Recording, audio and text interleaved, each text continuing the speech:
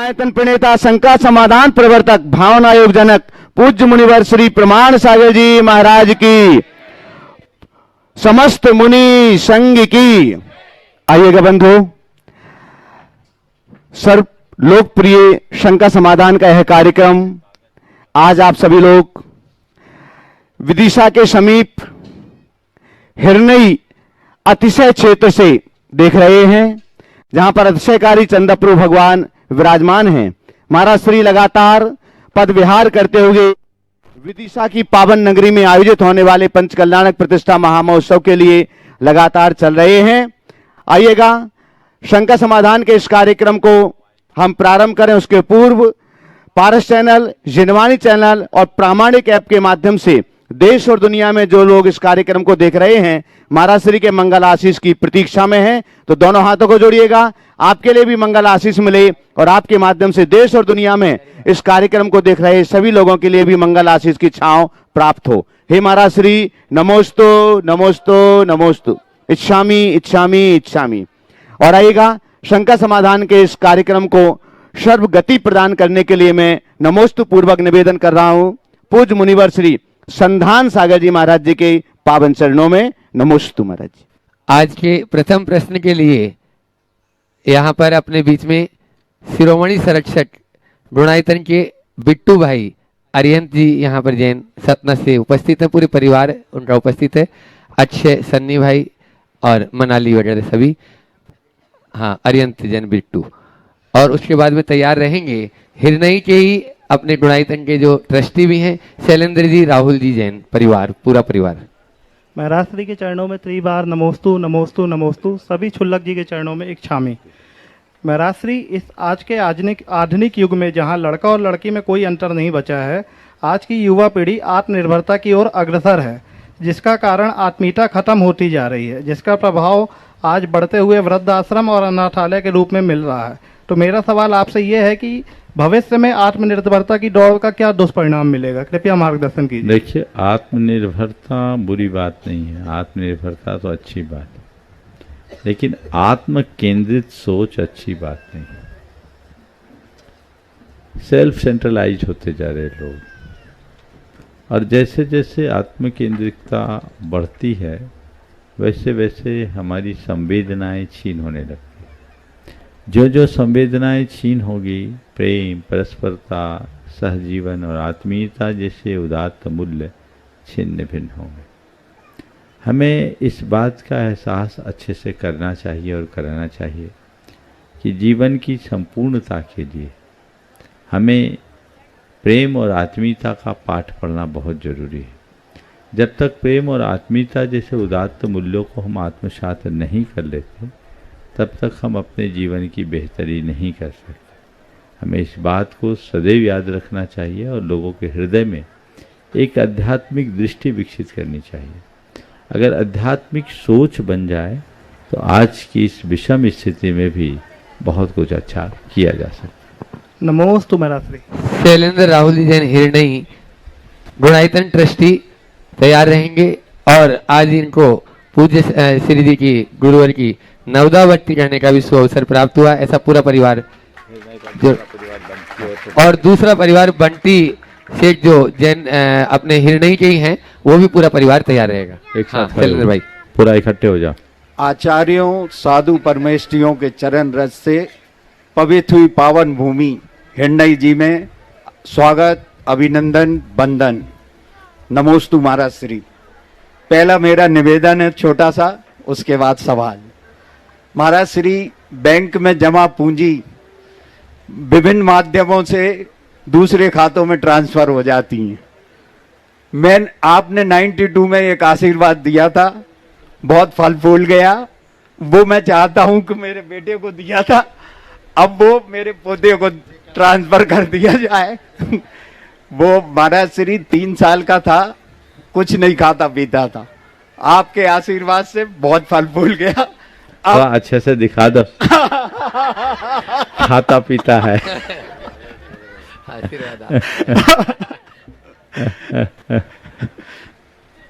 महाराज श्री, सवाल, हमारे अनुभव की दुनिया में परिवर्तनशील है। इस परिवर्तनशील में दुख, पीड़ा और कुंठा, असंतोष समाहित हैं। इस परिस्थिति में कैसे जिएं, ये जन जन का सवाल है। देखिए, दुख, पीड़ा, कुंठा, असंतोष ये बिल्कुल स्वाभाविक है हर मनुष्य के हृदय में हीनाधिक रूप में, और ये संसार की वास्तविकता भी है। अगर संसार में ये सब नहीं होता तो धर्म जैसे तत्व की कोई आवश्यकता नहीं होती। लेकिन हम सब इन सब के मध्य रहते हुए भी प्रसन्नता से जी सकते हैं, बशर्ते हम जीने की कला को ठीक तरीके से समझें। हम अपने जीवन को कांटों के बीच खिले गुलाब की तरह बना सकते हैं, जो कांटों के मध्य भी खिला रहता है। अपने भीतर ऐसी क्षमता हम विकसित कर सकते हैं, और वह तभी संभव है जब हमारे अंदर आध्यात्मिकता विकसित हो, अध्यात्म का प्रकाश प्रकट हो, जीवन की सच्चाई को हम जाने, जीवन और जीवन की व्यवस्था को समझे। हमारे दुख, हमारी कुंठा, हमारी हताशा, पीड़ा, चिंता का मूल कारण अपने मन को सही दिशा न दे पाना। मनुष्य के मन की आकांक्षाएं दिनों दिन पांव पसार रही, परिस्थितियां कुछ होती है, मनस्थिति कुछ और होती है। यदि व्यक्ति चीज़ों के अनुरूप अपने मन को ढालने में समर्थ हो जाए तो ये सब चीज़ें बहुत आसानी से ठीक हो सकती है, और यदि हम ऐसा करने में सफल नहीं होंगे तो अपने आप को दुख से मुक्त नहीं कर पाए। नमोस्तु महाराज। आशीर्वाद। बंटी जैन, और हाँ, चलो एक और है। हाँ, हाँ, बंटी जैन परिवार, पूरा परिवार साथ में हो जाए। नमोस्तु फिरने वाले। गुरुवर सभी महाराज जी के चरणों में नमोस्तु नमोस्तु इक्षामि महाराज। महाराज जी, मेरा प्रश्न ये है कि मनुष्यों की तरह देवों में भी जाति भेद होते हैं क्या? निकाय जाति को बोलते नहीं, हैं। जैसे मुस्लिम या जैन, सनातन, ऐसे इस तरह से। ये सब बेवकूफ बनाने वाले लोग बोलते हैं। आजकल बहुत सारे दरबारी लोग होते हैं, और दरबारी लोग इसी तरह से बता देते ये वो देव था, ये वो देव था। एक बार की बात है, पहले मुझे बड़ा शौक भी था ऐसे लोगों से बातचीत करने का। तो एक ख्यात नाम दरबारी आया, तो कुछ भी बात होती वो पकड़ में आता तो पलट जाता, ये तो वो है, ये तो वो है, ये तो वो है। तो मैंने एक दिन जब मेरे पास बैठाया, लोगों ने उसके बारे में बहुत कुछ बता रखा था, मैंने अपनी मुट्ठी बंद की और बोला बता मेरी मुट्ठी में क्या है, तब मैं जानूंगा कि तू देवता है कि नहीं। देवता है तो तुझे अवधि ज्ञान तो होगा ही। बोले है, तो बोल मेरी मुट्ठी में क्या है। तो मुझे पहले तो आंखें दिखा के डराना चाहा। हम बोले तो मैं डरने वाला नहीं है, तेरे जैसे कई देवता मेरे पास पानी भरेंगे आके। तेरे को अवधि ज्ञान है तो पहले प्रूफ कर, मेरे मुट्ठी में क्या है। तो उसने बोला आपकी मुट्ठी में कुछ नहीं है। और वहाँ मेरे डेस्क में एक रबर था, इरेजर मैंने रख रखा था। हमने खोल के सामने वाले को दिखाया जो उसको लेके आता था। बोले जा अपना समय खराब मत कर, अपने काम में लग, इन कर्मों में उलझोगे तो रच के रह जाओगे। तो ये सब चक्करों में पड़ना सुसंगत नहीं। नमोस्तु महाराज जी। नमोस्तु महाराज जी। बंटी भाई हिरणी, नमोस्तु महाराज श्री। और उसके बाद में प्रशांत जी जैन गुणायतन के ट्रस्टी हैं, उनकी तरह पूरे समूह के साथ में खड़े हो जाएंगे, और निकिता जैन भोपाल ये प्रश्न करेंगे। बोलो। नमोस्तु महाराज श्री। ये प्रश्न मेरी छोटी बहन की तरफ से है जो जयपुर में है, कि आजकल के बच्चों पे प्रेशर झेलने की क्षमता बहुत घट गई है। उन्हें स्ट्रॉन्ग बनाने के लिए माँ बाप को कैसे डील करना चाहिए, और उन्हें स्वयं की लड़ाई लड़ना कैसे सीखना चाहिए? बहुत अच्छा सवाल है। बच्चों को स्ट्रॉन्ग बनाने के लिए माँ बाप को कैसे डील करना चाहिए, और स्वयं की लड़ाई लड़ने की सामर्थ्य कैसे विकसित करनी चाहिए। मैं तो ये बोलता हूँ, अगर अपने बच्चों को स्ट्रॉन्ग बनाना चाहते हो तो आप उन्हें लिबर्टी देना कम करो, लग्जरियस लाइफ स्टाइल से बचाओ। आप बच्चों को जितना आराम और सुविधा देंगे, बच्चे उतने कमज़ोर होंगे, और बच्चों को प्रारंभ से जितनी कठिनाइयों का सामना करने का अवसर देंगे, बच्चे उतने मजबूत होंगे। समझिए? महाराज जी की जय। पूरी बात को नमोस्तु महाराज। एक आदमी ने अनार का बड़ा बाग लगाया। और उसके बाग में हार्वर्ड से पढ़ा हुआ बेटा एक दिन आया। हार्वर्ड यूनिवर्सिटी से पढ़ा हुआ बेटा जब बाग में आया, देखा छोटे छोटे अनार के पौधे थे। उसने माली से कहा, ये पौधे बहुत छोटे हैं, इनमें कुछ बांस का टेका लगा दो, बल्लियां लगा दो, नहीं तो ये पेड़ उखड़ जाएंगे। माली ने कहा, इसकी जरूरत नहीं है। बोले, मैं कह रहा हूं टेका लगा दो, नहीं तो ये पेड़ उखड़ जाएंगे। माली मुस्कुराया और कहा, आप कहते हो तो मैं लगा देता हूं। पर जैसे वो हंसा, उसने पूछा, तुम हंसे क्यों? बोले, मुझे हंसी इसलिए आया कि मैं आपसे इतना ही कहता हूं, नहीं लगाएंगे तो 2-4 पेड़ उखड़ेंगे, लगा देंगे तो सब पेड़ उखड़ जाएंगे। नहीं लगाएंगे तो 2-4 पेड़ उखड़ेंगे और लगा देंगे तो सब पेड़ उखड़ जाएंगे। बोले, ये कैसे? बोले, देखो, इन पेड़ों को प्रकृति से खेलने का अवसर दो, इन्हें हवाओं को झेलने की सामर्थ्य दो, ये धूप और सर्दी की बाधाओं को, बारिश को खुद झेल सके। अगर हम इनमें टेका नहीं लगाएंगे तो पेड़ अपने भीतर खुद क्षमता विकसित करेगा, और यदि हमने टेका लगा दिया तो पेड़ के अंदर वो क्षमता विकसित नहीं होगी, हल्के से आघात से उखड़ जाएंगे। समझ गए? तो मैं यही कहना चाहता हूँ, अगर आघात से अपने आप को बचाना चाहते हो तो टेका लगाने की आदत बंद कीजिए। बच्चों को बहुत ज़्यादा आजकल सुविधाएं दी जाने लगी, ये बच्चों को कमज़ोर बनाते। हमेशा मैं कई बार ये बात दोहरा चुका, आज पुनः दोहराता हूँ, कठिन समय मजबूत इंसान को जन्म देता है, मजबूत इंसान सरल समय को जन्म देता है। कठिन समय मजबूत इंसान को जन्म देता है, मजबूत इंसान सरल समय को जन्म देता है, और सरल समय कमजोर इंसान को जन्म देता है। आप ज्यादा सुविधाएं देंगे, कमजोर होंगे। उनको बोलो वी स्ट्रांग, और पेशेंस का महत्व सिखाए। बच्चों को ये बात समझाए कि हमें स्टेप बाय स्टेप चलना है, एक एक करके 1000 सीढ़ी चढ़ना है, एक साथ 100 सीढ़ी चढ़ने के सपने नहीं देखना। यदि बच्चों के अंदर ये सब बातें भर दी जाए तो बच्चे बहुत मजबूत होंगे और आगे बढ़ सकेंगे।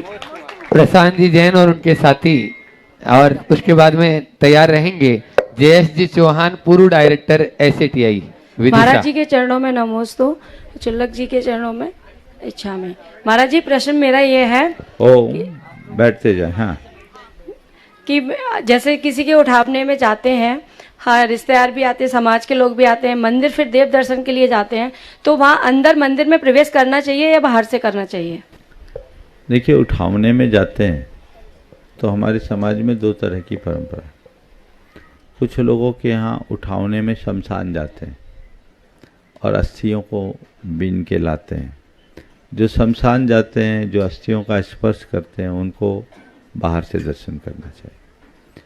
और हमारे समाज में बहुतों के यहाँ शमशान जाने का कोई विधान नहीं है, कोई परंपरा नहीं है। उठावने के लिए सब एक जगह एकत्रित होते हैं और शांति पाठ करके उनके प्रति शोक संवेदना प्रकट करते हैं और उनके प्रतिष्ठान आदि खुलवाते हैं।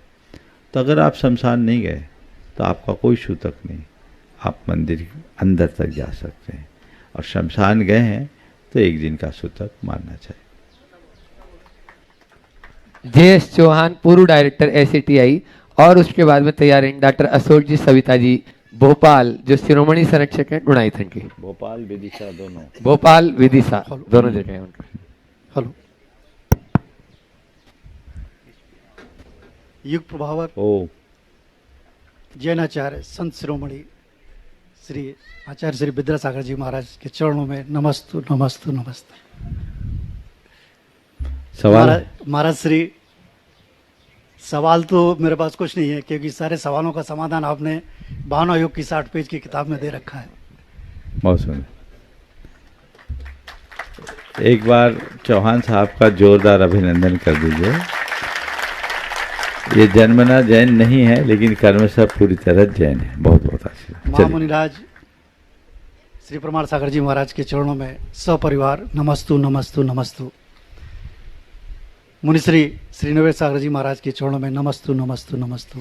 श्री सनातन सागर जी महाराज के चरणों में नमस्तु नमस्तु नमस्तु। सभी क्षुल्लक जी ओ इच्छा में चलिए आगे बढ़ाइए। सवाल है? हाँ डॉक्टर, हाँ केवल एक व्याख्या चाहिए थी, अच्छा, क्योंकि आज ही किताब मिली है मूक माटी आचार्य श्री की लिखी हुई, और उसमें एक बहुत अच्छा माटी का सवाल है कि हे माँ पथ दे, पाथे दे, पद भी दे। इसकी सरल व्याख्या हम सभी पथ दे, पाथे दे, पद दे और पाथे भी दे। मार्ग दो, मार्ग के अनुकूल पद भी दो, स्वरूप दो। पाथे यानी रास्ते में, पाथे किसको बोलते हैं? नाश्ता को पाथे बोलते हैं। तो हम जिस लंबे रास्ते को तय करने जा रहे हैं, रास्ते में हमें कोई कठिनाई का सामना न करना पड़े, इसलिए पाथे भी दो। अर्थात हमें वो स्वरूप प्रदान करे, हमें वो मार्ग प्रदान करे, और मार्ग के लिए आवश्यक वो सारे संसाधन भी आप दें ताकि हम मंजिल तक पहुंच सकें। नमस्ते। डॉक्टर अशोक जी सविता जी भोपाल विदिशा शिरोमणि संरक्षक गुणायतन, और उसके बाद में तैयार रहेंगे निश्चल जी जैन BSNL SDO विदिशा। मुनिश्री निर्वेक सागर जी, मुनिश्री प्रमाण सागर जी, मुनिश्री निर्वेक सागर जी, मुनिश्री संथान सागर जी, त्रय मुनि राजों को मेरा बारंबार नमोस्तु नमोस्तु। समय बचाएंगे ठीक रहेगा, सीधे सीधे प्रश्न करें आप लोग। और भी मेरा एक बहुत ही सामान्य सा प्रश्न है, किंतु प्रमाण सागर जी उसका बहुत ही अच्छा समाधान देंगे जो हम नहीं सोच सकते कि धर्म क्या है। जैसे बच्चों को बताना धर्म क्या है, नवयुवक युवतियों को बताना धर्म क्या है, और जो हमारे प्रौढ़ावस्था में है उनको बताना है। उनमें से कुछ नास्तिक हैं, कुछ आस्तिक हैं, तो हम धर्म की व्याख्या सब कैसे करेंगे जिसमें सब संतुष्ट हो सके? देखिए, धर्म की सरलतम और सार्वजनिक व्याख्या अगर मुझसे पूछी जाती है तो मैं केवल एक ही पंक्ति में उत्तर देता हूँ, अधर्म से बचना ही धर्म है। बस, चाहे बच्चे हो, चाहे बड़े हो, किसी भी अवस्था के हो सकता है धर्म की अवधारणा लोगों को अस्पष्ट हो, लेकिन अधर्म को समझने में किसी को कठिनाई नहीं, क्योंकि अधर्म का लंबा अनुभव है। तो बच्चों से, बड़ों से, सबसे ये बात कही जाए कि हमें, हमारी पहली प्राथमिकता अधर्म से बचने की, और जिन माध्यमों से अधर्म होता उनसे दूर हो जाओ, धर्म होता रहेगा। अधर्म से बचने के लिए जो शुभ आलम्बन हमें लेना पड़ता उसको अपना अल्पकालिक धर्म मान लो, जीवन आगे बढ़े। निश्चल जी जैन BSNL डॉक्टर साहब भी पूछेंगे। हाँ डॉक्टर। नमोस्तु महाराज जी। महाराज जी, मेरा प्रश्न है कि जैसे अंतरंग परिग्रह गैर में जो मिथ्यात्व और कषायों को परिग्रह क्यों माना? परिग्रह किसको बोलते हैं? जो आत्मा को ग्रसित कर ले वो परिग्रह। तो मिथ्यात्व कषाय ने आत्मा को जकड़ रखा है कि नहीं जकड़ रखा है, इसलिए परिग्रह। हाँ, पीछे निश्चल जी जैन BSNL SDO विदिशा, उसके बाद में तैयार रहेंगे कुसुम सुरेश चंद जी सतभैया, परम पूज्य शीतल साड़ी महाराज की गृहस्थ अवस्था के नमोस्तु महाराज जी। पिताश्री नमोस्तु महाराज जी। एक मुनि श्री क्षमा सागर महाराज जी की एक छोटी सी पंक्ति है, चिड़िया ने घोंसला बनाया इतना जिसमें समा जाए जीवन अपना। चिड़िया ने घोंसला बनाया इतना जिसमें समा जाए जीवन अपना, मतलब उसका संसार महाराज जी, संसार बहुत बड़ा था। चिड़िया ने रोज एक गीत गाया ऐसा जो धरती आकाश में समाया। चिड़िया ने सदा सिखाया एक लेना सवा देना। महाराज जी, इसमें भाव क्या है कि सवा लेके एक देना? एक लेना सवा देना। हाँ, एक लेना और सवा देना महाराज जी। देखो, इस कविता है, इस कविता को बहुत गहराई से समझने की ज़रूरत है। पूरी व्याख्या में करूँगा तो बहुत सारे लोग परेशान हो जाएंगे, लेकिन संक्षेप में बात यहाँ मैं ये कहूँगा, चिड़िया को एक प्रतीक के रूप में लो, और चिड़िया ने अपना घोंसला बनाया, एक दिन का लाया, और जो दिया, उसने जो चहचहाहट दी वो सवाए दिया। यदि इसे हम संतों से जोड़ लें तो संत तुमसे कितना लेते हैं? बहुत थोड़ा सा, अंजलि भर, और तुम्हें लौटाते कितना है? दरिया भर। समझ लो, एक लेना सवा देना। चिड़िया ने एक दाना लिया, लेकिन उसकी चहचहाहट ने हम सबको जो दिया वो असीम। हाँ, आगे कुसुम जी, सुरेश जी, सतभैया, और उसके बाद में तैयार रहेंगे अविनाश जी जैन, प्रवक्ता विदिशा। सब महाराज जी को नमोस्तु, उच्छुल्लक जी को इच्छामी। मेरा प्रश्न यह है गुरुवर कि है ना, हम लोगों ने नियम सार जी का स्वाध्याय किया, उसमें 6 अपक्रम आए, तो उसका 6 अपक्रम का आशय क्या है? दिशापक्कम षटक यानी 6 दिशाओं, ऊपर नीचे 4 दिशाएं और ऊपर नीचे की 2 दिशाएं, इसको अपक्रम बोलते हैं। षटपक्रम ओ एक ही। अविनाश जी जैन, प्रवक्ता विदिशा, और उसके बाद में तैयार रहेंगे डॉक्टर महेंद्र जी जैन, विदिशा। गुरुदेव के चरणों में नमोस्तु। गुरुदेव, जैसे जैसे आपके चरण विदिशा की ओर बढ़ रहे हैं, वैसे वैसे देख रहे हैं हम कि मौसम में नरमी आती जा रही है और ठंडक एकदम बढ़ती जा रही है। हम तो चाहते हैं कि कल से ही मौसम में और बदलाव आ जाए और गुरुदेव आपका हमें लंबे समय तक सानिध्य मिल जाए, ये मेरी भावना है। और प्रश्न पूछ गुरुदेव, मैं आचार्य श्री का एक प्रवचन सुन रहा था और उसमें आचार्य जी कह रहे हैं कि आचार्य समंत भद्राचार्य भी मिलेंगे, आचार्य ज्ञान सागर जी मिलेंगे। तो महाराज से एक प्रश्न आता है, क्या ऊपर स्वर्ग में जैसे कि हमारी ये काया है, ये तो जाते नहीं है, ये तो चेहरे तो एक दूसरे के जाते नहीं है, तो किस प्रकार से वहाँ पर एक दूसरे से परिचय मिल पाता है या नहीं मिल पाता, या फिर ये सिर्फ व्यावहारिक बात है? इसको आप थोड़ा सा हमें देखो। नमोस्तु। कहीं पर तुम 30-40 वर्ष बाद जाओ तो बहुत सारे पुराने लोग मिलते हैं कि नहीं मिलते हैं? अभी विदिशा में भी सब बोलते हैं, अपना अपना परिचय देते हैं। महाराज 1992 के भर्ती वाले लोग, है ना, 32 साल तो हो गए, लेकिन परिवर्तन दिखता है ना। जो बच्चे थे वो सब बच्चे वाले हो गए, कई तो दादा बन गए, परिवर्तन है। लेकिन स्मृतियां हैं कि नहीं जी, है ना जी। क्यों? परिवर्तन ऊपर के चोले का है और स्मृतियां भीतर के तत्व से जुड़ी। स्वाभाविक है, यहां हम जिस रूप में हैं, देव पर्याय में वह रूप नहीं होगा। आचार्य महाराज को आचार्य महाराज की आकृति में वहां खोजने जाओगे तो नहीं मिलेंगे, लेकिन उसका सद्भाव है वहां। हाँ, वो चाहेंगे तो हमें हर रूप में प्रकट होकर अपना दर्शन दे सकते हैं। तो उन्होंने जो कहा कि सभी आचार्य मिलेंगे, सबका ठिकाना तो वही है, 100% मिलेंगे। समझ गए कि तत्व वही है, ऊपर का चोला बदला है लेकिन स्वरूप स्थिर है, ये समझना चाहिए। नमोस्तु गुरुदेव। डॉक्टर महेंद्र जी जैन, बिस्किट, विदिशा, और उसके बाद में हाँ, उसके बाद में तैयार रहेंगे जो पूज्य महाराज श्री जी की वाणी को लिपिबद्ध करके जन जन तक पहुंचा रहे हैं, विकास जी गोदा, और उनके साथ में सुनील जी, स्वप्निल जी गोदा, पूरा गोदा परिवार तैयार रहेगा। नमोस्तु गुरुदेव, नमोस्तु गुरुदेव, नमोस्तु। इच्छामी महाराज, इच्छाई महाराज। ओ भैया, सब नमोस्तु एक साथ कर लो तो चल, सब कर लो, सबको आशीर्वाद महाराज दे दो, है ना, ताकि समय बचा लो। हाँ, सीधे। गुरुदेव, पहली जिज्ञासा तो ये है मेरी कि आपका जो शंका समाधान नाम है ये बहुत छोटा है।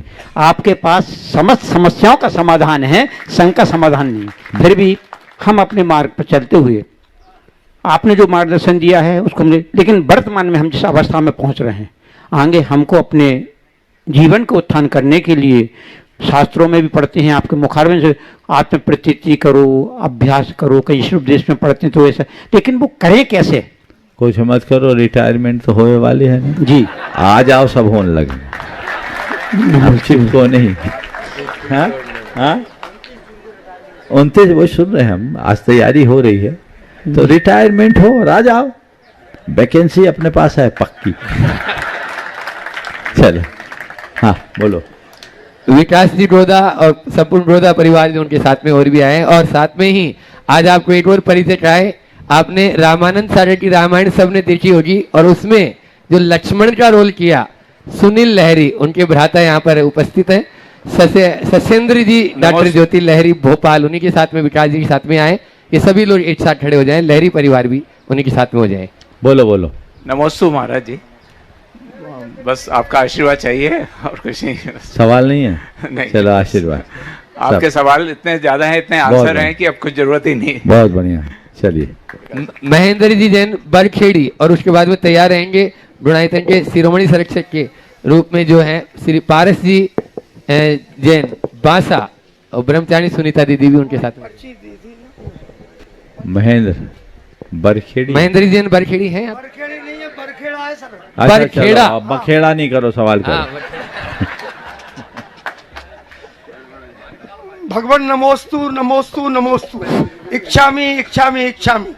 भगवान, मेरा प्रश्न ये है कि निष्काम भक्ति के बारे में आप बताइए कि निष्काम भक्ति करने से क्या फल मिलता है। एक तो ये प्रश्न है, और दूसरा प्रश्न ये है कि अगर मैं धर्म की लड़ाई लड़ रहा हूँ, समझ लो आप, तो धर्म की लड़ाई लड़ने में मैं अकेला हूँ या समाज का भी कोई सहयोग करना चाहिए कि नहीं करना चाहिए? ओम। ये सबसे पहला जो तुम्हारा सवाल है, निष्काम भक्ति क्या है? निष्काम भक्ति की बात अगर मुझसे पूछो तो मैं रामायण का एक प्रसंग सुनाना चाहूँ। कहते हैं रामचंद्र जी जब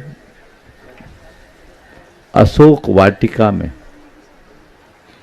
पहली बार सीता से मिले, लक्ष्मण भी थे, रामचंद्र जी भी थे, सीता भी थी, उनके उस मिलन के दृश्य को देखकर वहां के सारे पशु पक्षी चहकने लगे, आनंद से भर गए।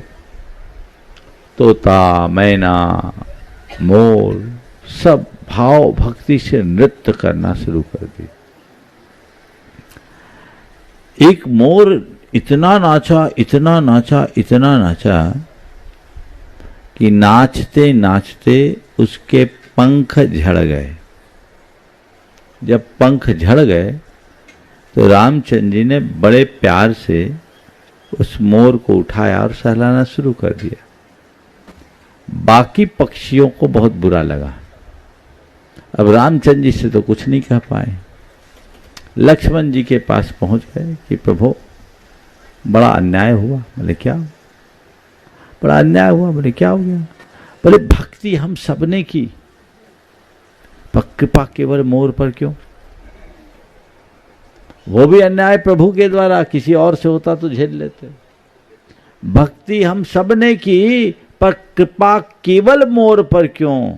तो लक्ष्मण जी ने जो बात कही वो आपके सवाल का उत्तर बनेगा। उन्होंने कहा सच है कि तुम सबने भक्ति की, पर तुम सबने भक्ति जरूर की, पर किसी ने भी अपना पक्ष नहीं छोड़ा। एक मोर ही ऐसा प्राणी है जो भक्ति करते करते अपना पक्ष छोड़ दिया।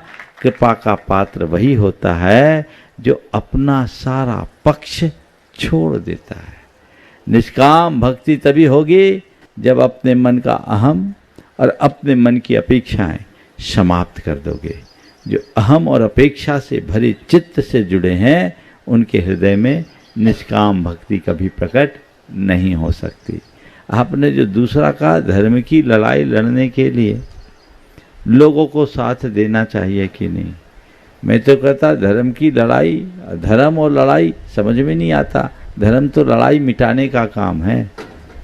धर्म के नाम पर अगर लड़ाई हो रही है तो थोड़ा सोचना चाहिए। हाँ, लेकिन कई बार धर्मायतनों और संस्कृति की सुधार लो ना सवाल को। मुझसे बैठे हाँ बहुत समझदार हो, उसकी रक्षा के लिए अगर किसी को आवाज़ उठाना हो तो आवाज़ उठाना चाहिए और अच्छे कार्य में सबको सहयोग देना चाहिए। इस तरीके से काम करना चाहिए जिससे किसी प्रकार का द्वंद्व भी ना हो और समस्या का हल भी निकल जाए।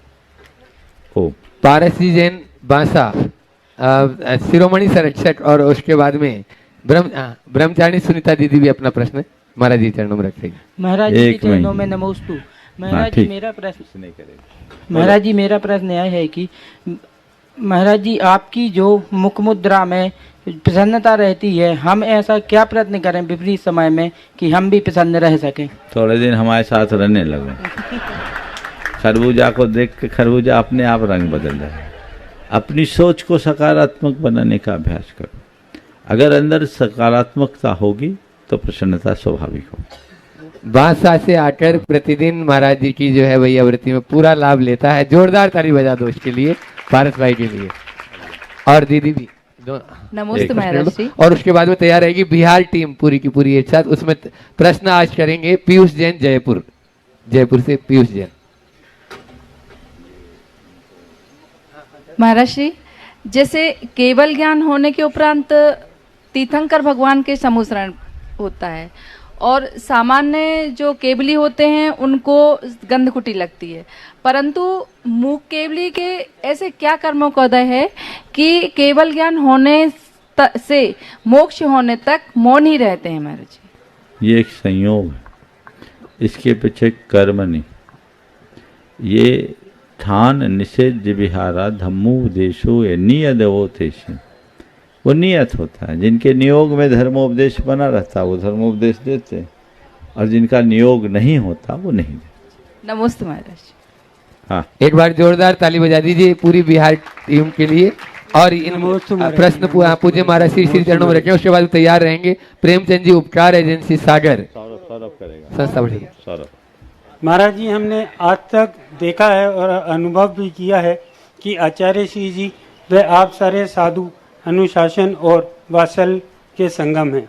यही संगम हम अपने गृहस्थ जीवन में कैसे डाल सकते हैं? बस हम लोगों से प्रेरणा लो और उसका अनुकरण करो, संगम अपने आप होगा। चलो सौरभ। सौरभ भैया सागर। सौरभ है पिताजी, किसको पूछना? सौरभ बोलो। नमोस्तु नमोस्तु। महाराज जी, कुछ दिन पहले आपने प्रवचन में कहा था कि अपने जीवन में पुण्य कमाओ। बस हम यही चाहते हैं कि हम अपना पुण्य कैसे कमाएं, कैसे अपने उस पुण्य को हम गाढ़ा करें, इस चीज का हमें थोड़ा सा मार्गदर्शन। पुण्य को गाढ़ा करना चाहते हैं, पुण्य की कमाई करना चाहते हो तो पहला काम ये करो कि पाप की कमाई से बचो, पाप के काम से बचो, और पुण्य की क्रियाओं और पुण्य भावों को संपादित करने में अपना पूरा समय और शक्ति लगा दो। कोशिश करो मेरा जितना अधिक से अधिक समय है अच्छे कार्य में बीते, पुण्य अर्जित भी होगा और गाढ़ा भी होगा। नमोस्तु महाराज, नमोस्तु। प्रेमचंद जी जैन, उपकार एजेंसी सागर।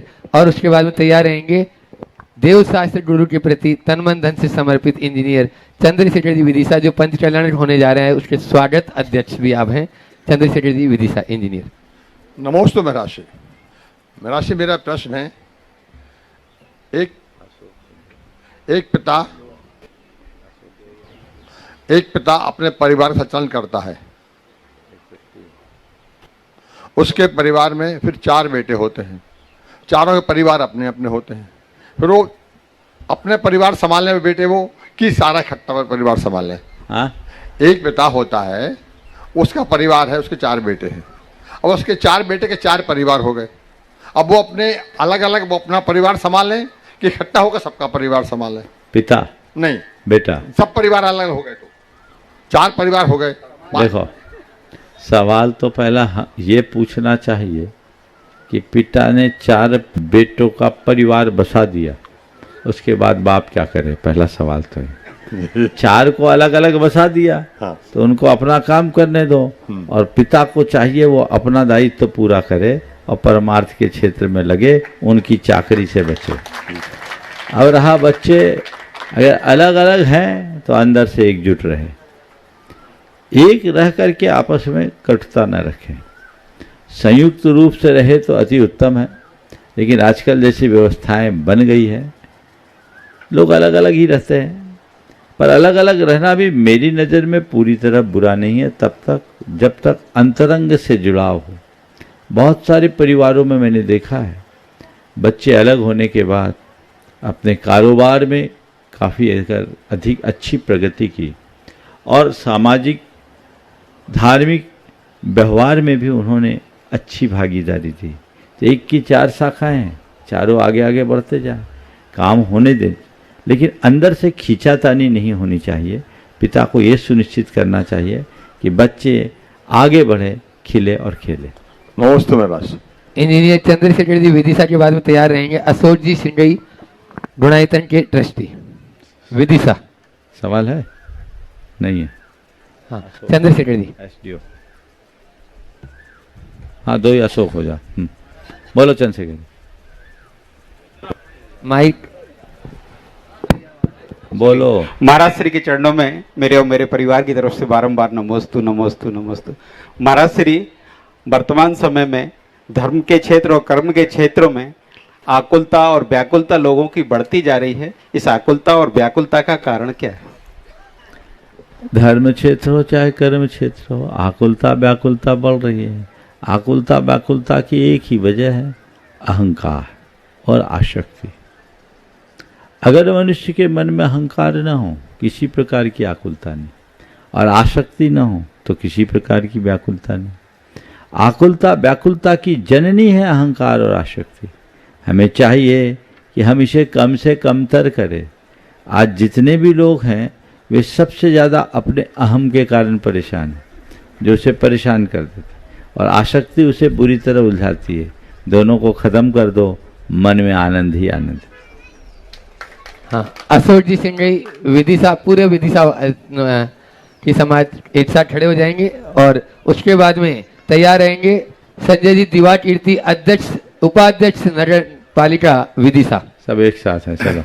परम पूज गुरुवर, आपके चरणों में निवेदन है, विदेह क्षेत्र में हमेशा चौथा काल रहता है, जबकि भरत क्षेत्र में जब भोग भूमियाँ रहती हैं और बाद में पंचम और छठे काल में जो स्थिति रहती है, उस समय विदेह क्षेत्र में परिवर्तन किस प्रकार का होता है? भारत क्षेत्र में काल परिवर्तनशील है, विदेश क्षेत्र में काल शाश्वत होता है। तो वहाँ चतुर्थ काल जैसी व्यवस्था सदैव बनी रहती है, यहाँ की तरह वहाँ काल प्रभावित नहीं। महाराज जी, चतुर्थ काल में जब यहाँ परिवर्तन चलता है कि 500 धनुष की काया से 7 हाथ तक आ जाते हैं, वहाँ सब सुखमा दुखमा काल के आदि के सुखमा दुखमा काल के अंत और दुखमा सुखमा काल के आदि जैसी व्यवस्था होती है। इसलिए यहाँ जैसी व्यवस्था वहाँ नहीं होती। नहीं तो महाराज जी, प्रथम काल में जब 6000 धनुष की काया रहती है, बोला तो चौथे काल के प्रारंभ में जो व्यवस्था यहाँ रहती वो वहाँ हमेशा रहती। नमोस्तु भगवान। संजय जी दिवा कीर्ति अपना प्रश्न रखेंगे, उसके बाद में साधना जैन, स्थान का नाम नहीं लिखा इसमें पर्ची में, 4 बातें बताई थी भैया जी ने। गुरुवर के चरणों में नमोस्तु। गुरुवर, मेरा प्रश्न यह है कि मंदिर जी में प्रतिमा विराजमान करती हैं तो परिवार को क्या फल मिलता है? अगर कहीं आपने देव प्रतिमा विराजमान की है तो वो नित्य पूजा का फल देते हैं। जिन प्रतिमा को स्थापित करना, जिन मंदिर बनाना, मंदिर के पूजा अर्चा के लिए, रख रखाव के लिए भूमि भवन आदि का दान देना, मंदिरों में उपकरण प्रदान करना, इन सबको नित्य पूजा माना गया। अगर आपने कहीं भगवान विराजमान करने का सौभाग्य अर्जित किया है तो जब तक उस भगवान की पूजा अर्चा होती रहेगी, उस पूजा का पुण्य का 6वां हिस्सा विराजमान कर्ता को किसी भी भाव में हो मिलता रहे। ये ऐसा कार्य, इसलिए ऐसे मौके जब कभी आए अपनी शक्ति के अनुसार बढ़ चढ़ करके भागीदारी रखनी चाहिए। साधना जैन अपना प्रश्न पूज्य महाराज श्री चरणों में रख रही है, उसके बाद में तैयार रहेंगी सीमा अनिल जैन गल्ला मंडी।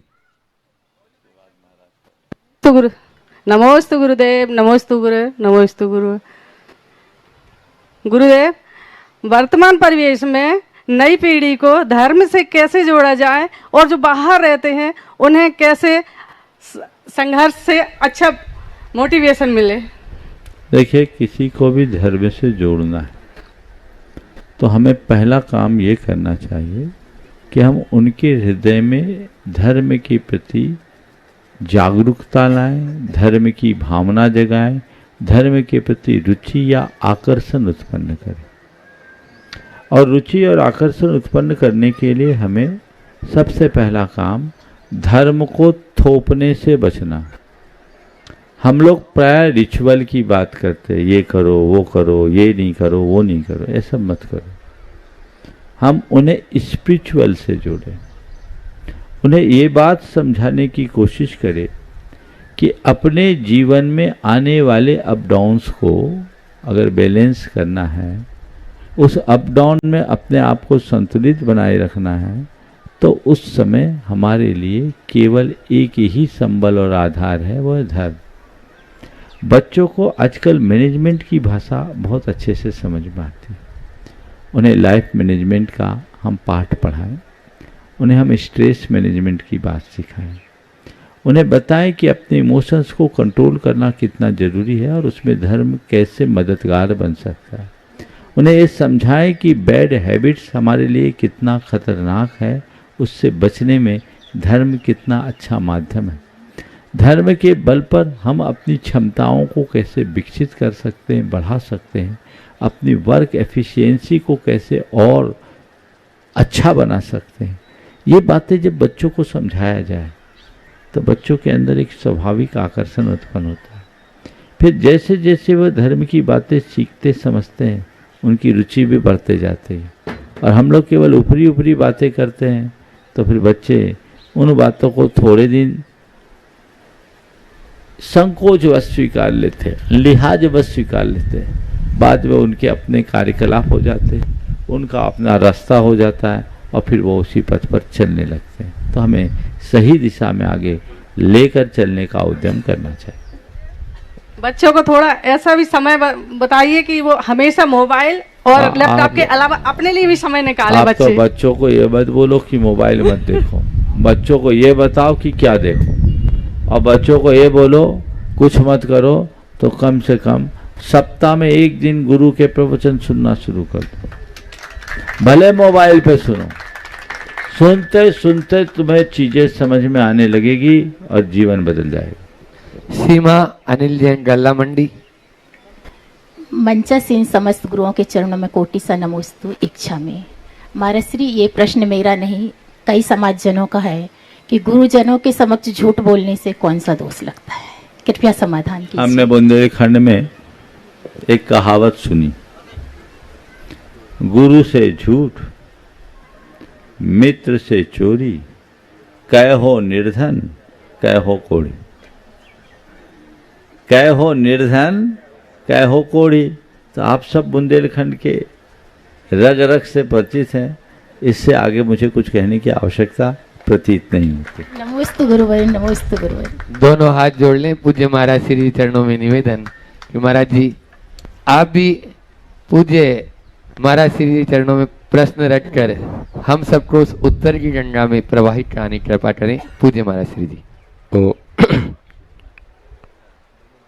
मुनि श्री को नमोस्तु करते हुए आज हिंडई ग्राम में आने के पश्चात मन प्रसन्न हुआ कि भले यहाँ पर समाज के लोग बाहर चले गए, किंतु फिर भी उन्होंने एक मंदिर को एक बहुत अच्छा और स्थायी रूप प्रदान किया। लोग ग्रामीण अंचलों में को छोड़कर के भले शहरों में जा रहे हैं, किंतु आप भी बार बार कहते हैं अपने मूल को नहीं भूलना चाहिए।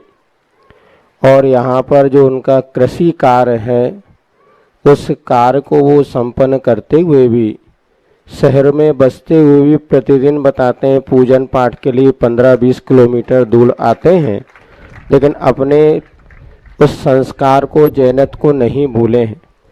वास्तव में बदलते परिवेश में जो कृषि का कार्य है वह एक प्रकार से लोगों के मन में आनंद देने वाला लगता नहीं। लोग कृषि को छोड़ के व्यापार करने के लिए उद्यम होते हैं, किंतु इस कृषि कार्य को करते समय क्या हमें ज़्यादा हिंसा का भागीदार बनना पड़ता है? ये कृषि कार्य पुरुष करते हैं तो क्या महिलाएं भी इस कार्य को कर सकती हैं? क्योंकि कृषसास कृष्याद कर्म सुप्रजा, क्योंकि प्रजा के लिए प्रभु आदिनाथ भगवान ने सर्वप्रथम कृषि का उपदेश दिया था। इधर दक्षिण भारत में बहुत कृषि प्रधान होते हुए भी आज वहाँ के युवक युवतियाँ सब कृषि कार्य से विमुख होकर के कंपनियों की नौकरी करना तो अच्छा मान रहे हैं, किंतु कृषि कार्य को श्रेष्ठ नहीं मान रहे।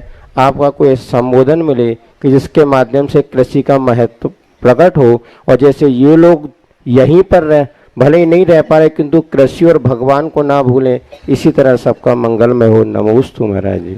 महाराज जी ने बहुत ही अच्छा प्रसंग उपस्थित किया। इस बात की तो सराहना करनी पड़ेगी कि हृदय वाले अपने जड़ से जुड़े हुए। हम लोग 1992 में जब पहली बार यहाँ आए थे तब छोटा सा चैत्यालय जैसा था, हाँ यही था ना।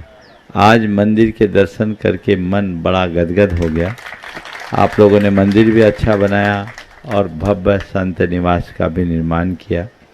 बहुत प्रसन्नता का विषय है कि यहाँ से अभी आप लोगों का जुड़ाव पूरी तरह बना है और अन्य लोगों को भी आप लोग प्रेरित करते हैं।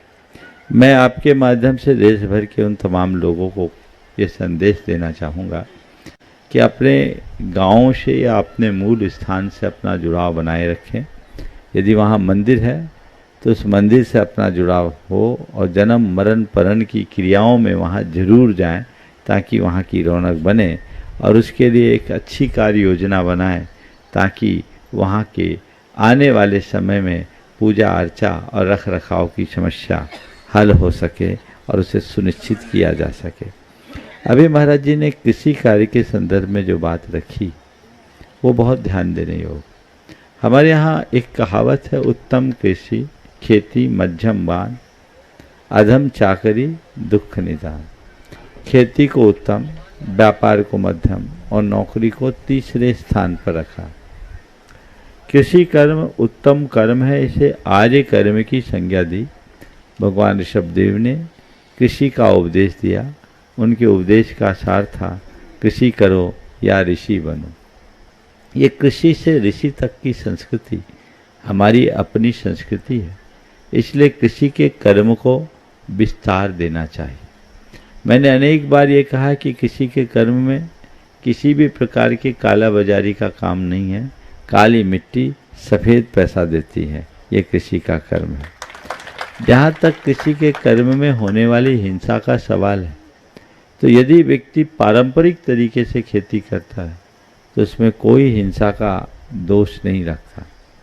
आजकल जब से हरित क्रांति की शुरुआत हुई तब से रासायनिक खाद और कीटनाशकों के अंधाधुंध प्रयोग ने कृषि को हिंसा से जरूर जोड़ दिया।